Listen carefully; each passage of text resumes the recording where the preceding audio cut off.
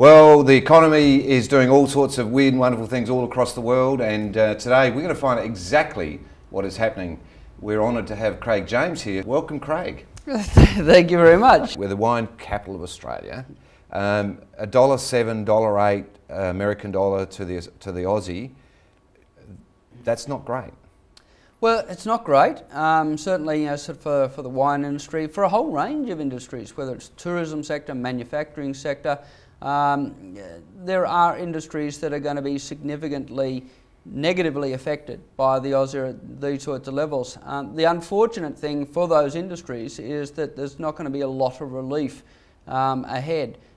We believe that at some point in time the US is going to have to lift interest rates or stop easing policy, and then we're going to see the greenback strengthen, but that's probably not going to occur until 2012.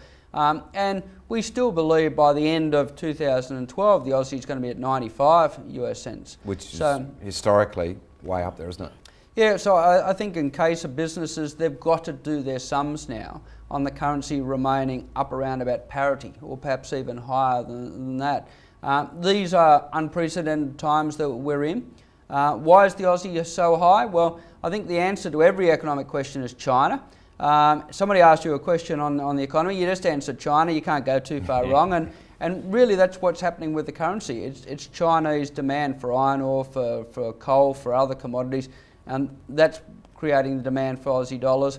It's also the fact that our interest rates are relatively high, that's also keeping the currency strong. China's not going away anytime soon. They've only just started down that path of industrialisation. So demand for commodities, commodity prices, raw material prices going to remain high.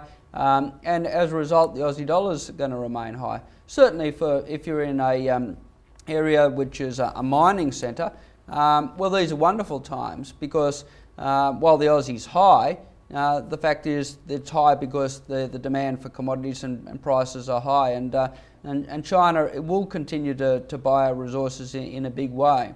And that means if you're in a mining centre, demand for property in those sorts of areas is going to be good. So with Aussie dollar, there's always winners and losers. You just got to ask the so what question, and you'll be able to say, what does this mean for me? Am I a winner or a loser?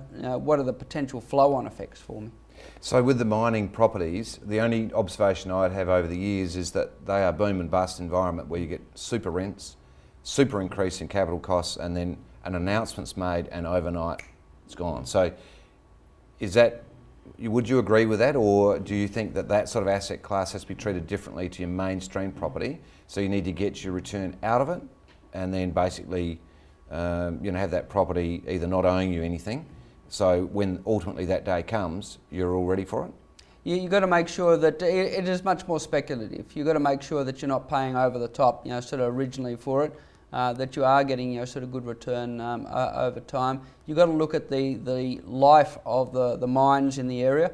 How long are they likely to be constantly mining for? Are there new mines which are coming through, which have the potential to keep that demand for property running through? So certainly more homework is required.